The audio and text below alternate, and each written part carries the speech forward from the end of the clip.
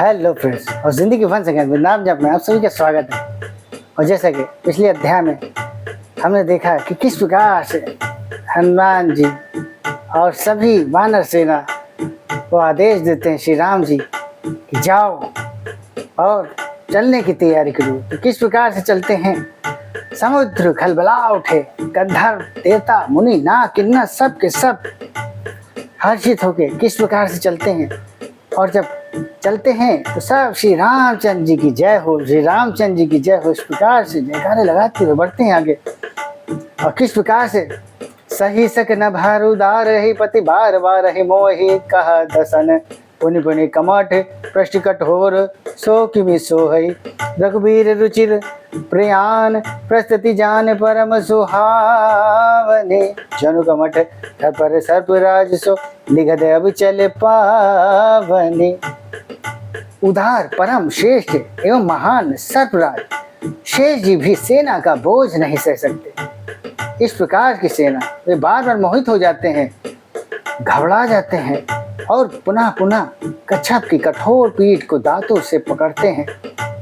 ऐसा करते हैं अर्थात बार बार दांतों को खड़ा कर कच्छप की पीठ पर लकीर से खींचते हुए वे कैसे शोभा दे रहे हैं, मानो श्री रामचंद्र जी ने सुंदर प्रस्थान यात्रा को परम सुहावनी जानकर उसकी अचल पवित्र कथा को सर्पराज शेष कच्छप की पीठ पर लिख रहे हो। क्या बात है। यही बात जाय कृपा निधान कृपा निधे उतर सागर ते जहाँ तह लागे खान फल भालु विपुल कपिबेर। इस प्रकार कृपा निधान श्री राम जी समुद्र तट पर जा उतरे। अनेकों रीछ वानर वीर जहाँ तहाँ फल खाने लगे। और जब फल खाने लगे वहाँ निशाचर रहे सशंका जब ते जारी गयो कपिलंका निज निज ग्रह सब करही विचारा नहीं निचर कुल केर उबारा। अर्थात वहाँ लंका में जब से हनुमान जी लंका को जला कर गए तब से राक्षस भयभीत रहने लगे। और जब राक्षस भयभीत रहने लगे तो किस प्रकार से डर व्याकुलता अपने आप घरों में सब विचार करते हैं कि अब राक्षस कुल की रक्षा कोई उपाय नहीं। जा सुदूत बल में निन जाई तही आए पुर कवन भलाई दूतिन सन सुन पुरजन बानी मंदोदरी अधिक अकुलानी। जिसके दूत का बल वर्णन नहीं किया जा सकता उसके स्वयं नगर में आने पर कौन भलाई है। हम लोगों की बड़ी बुरी दशा होगी। दूतियों से नगर वासियों के वचन सुनकर मंदोदरी बहुत ही व्याकुल हो गई। और जब मंदोदरी व्याकुल हुई रहस्य जोर कर पति बगलागी बोली वचन नीत रस पागी गंध कर से हरिसन परिहरो मोर कहाँ अति हित ही धरो। वह एकांत में हाथ जोड़कर पति रावण के चरणों में लगी और नीति रस में पगी हुई वाणी से बोली, हे प्रियतम। रावण जी को समझाती हैं, हे प्रीतम श्री हरि से विरोध छोड़ दीजिए, मेरे कहने को अत्यंत ही हितकर जानकर हृदय में धारण कीजिए। मंदोदरी रावण जी समझा रही क्या नजारा है। समझत जासु दूत कई गन्नी स्रोही का नीचर घनी तासु नारी जैसे सचिव बुलाए पटवो कंत जोग चाहो भलाई। जिनके दूत की करनी का विचार करते ही स्मरण आते ही राक्षसों की स्त्रियों के गर्भ गिर जाते हैं। मंदोदरी कह रही हैं रावण से, हे प्यारे स्वामी, यदि भला चाहते हो तो अपने मंत्री को बुलाकर उसके साथ उनकी स्त्री को भेज दीजिए। यहाँ पे पुनः मंदोदरी याद दिलाती हैं रावण को कि अभी वक्त है, आप अगर चाहो तो इस युद्ध को रोक सकते हैं। तव कुल कमल विपिन दुखदाई सीता सीत निस्सा समाई सुनहु नाथ सीता बिनु दीन हित न तुम्हारा शंभु अजकीन। सीता आपके कुल रूपी कमलों के वन को दुख देने वाली जाड़े की रात्रि के समान आई है।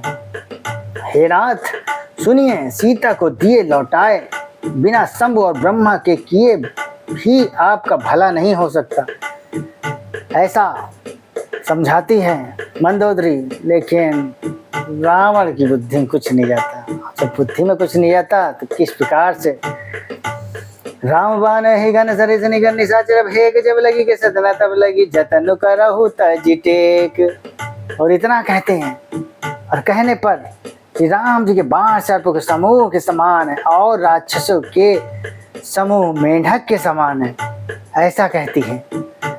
और जब ऐसा कहती हैं तो किस प्रकार से जब तक वे इन्हें ग्रस नहीं लेते, निगल नहीं जाते, तब तक हट छोड़कर उपाय कर लीजिए, ऐसा समझाती हैं। लेकिन श्रवण सुनि सटिता करवानी, वैसा जगत विदित अभिमानी, सब स्वभाव नारी कर साचा, मंगल मोह भय मन अति काचा। मूर्ख और जगत प्रसिद्ध अभिमानी रावण कानों के उसकी वाणी सुनकर खूब हंसा और बोला, स्त्रियों का स्वभाव सचमुच ही बहुत डरपोक होता है, मंगल में भी भय करती हो, तुम्हारा मन हृदय बहुत ही कच्चा कमजोर है, ऐसा रावण मंदोदरी को कहता है। जो आवाई मरकट कटकाई, जियई बेचारे निश्चर खाई, कंपई लो कब झाकी त्रासा, था सुनार सभी तो बड़ी हासा। यदि वानरों की सेना आवेगी तो बेचारे राक्षस उसे खाकर अपनी जीवन निर्वाह करेंगे। लोकपाल भी जिसके डर से कांपते हैं उसकी स्त्री डरती हो, यह बड़ी हंसी की बात है, ऐसा रावण मंदोदरी से कहता है। हंस कही भी हंसी ताही उरलाई, चले सभा ममता अधिकाई, मंदोदरी हृदय कर चिंता, भय कंत पर विधि विपरीता। रावण ने ऐसा कहकर हंसकर उसे हृदय से लगा लिया और ममता बढ़ाकर अधिक स्नेह दर्शाकर वह सभा में चला गया। मंदोदरी हृदय में चिंता करने लगी कि पति पर विधाता प्रतिकूल हो गए हैं। बैठे हो सभा खबरी ऐसी पाई, सिंधु पार सेना सब आई, बूझसी सची उचित मत कहो, ते सब हंसे मस्त करी रहो। जो ही वह सभा में जाकर बैठा, और जब सभा में बैठा तो किस प्रकार से उसने ऐसी खबर पाई कि शत्रु की सेना सारी समुद्र के उस पार आ गई है। और जब उस पार सेना आ गई है तो प्रभु उसने मंत्रियों से पूछा कि उचित सलाह कहिए, अब क्या करना चाहिए। तब वे सब हंसे और बोले कि चुप रहिए, चुप ही रहिए आप, इसमें सलाह की कौन सी बात है। सबके सब अभिमान में बोल रहे हैं, सबकी बुद्धि भ्रष्ट होने लगी। क्या बात है, क्या नज़ारा है। जब बुरा समय आता है तो सब अपने आप की परिस्थितियाँ उस हिसाब से अनुकूल होने लगती हैं और सब के सब अपोजिट होने लगते हैं। सलाहकार भी वैसे ही बन जाते हैं। जिते हो सुरासुर सब से तब से मना है, नर बानर कही लेखे माहे। अपने देवताओं और राक्षसों को जीत लिया तब तो कुछ श्रम ही नहीं हुआ, फिर मनुष्य और वानर किस गिनती में हैं। ऐसा रावण के सलाहकार रावण को समझाते हैं। सचिव वैद्य गुरु तीन जो प्रिय बोले, भयास राज धर्म तन तीन कर, होई बेगी ही नाश। मंत्री वैद्य और गुरु ये तीन यदि आप प्रसन्नता के भय या लाभ की आशा से हित की बात ना कहकर प्रिय बोलते हैं, ठाकुर सुहाती कहने लगते हैं, तो क्रमशः राज शरीर और धर्म इन तीन का शीघ्र ही नाश हो जाता है। सोई रावण को बनी सहाय, स्तुति करही सुनाई सुनाई, अवसर जान विभीषण आवा, भ्राता चरण शीशु हिनावा। रावण के लिए भी वही सहायता संयोग आ बनी है। मंत्री उसे सुनाकर मुंह पर स्तुति करते हैं। इसी समय अवसर जानकर विभीषण जी आए। उन्होंने बड़े भाई के चरणों में सिर नवाया और उन्होंने अपना पक्ष रखा। पुनि सिरुनाए बैठ निज आसन, बोला वचन पाए अनुशासन। जो कृपाल पूछी मोहि बात, तब मत अनुरूप कहो हित ताता। तो किस प्रकार से वो समझाने का प्रयास करते हैं। फिर वे सिर नवाकर अपने आसन पर बैठ गए और आज्ञा पाकर ये वचन बोले, हे कृपालु, जब आपने मुझसे बात राय यानी मुझसे ली ही है, पूछी है, तो हे तात, मैं अपनी बुद्धि के अनुसार आपके हित की ही बात करूंगा। ऐसा विभीषण जी कहते हैं। जो अपन चाहे कल्याणा, सुज सुसुमति शुभ गति सुख नाना, सो परना लीलार गोसाई तजो चौथ की चंद की नाई।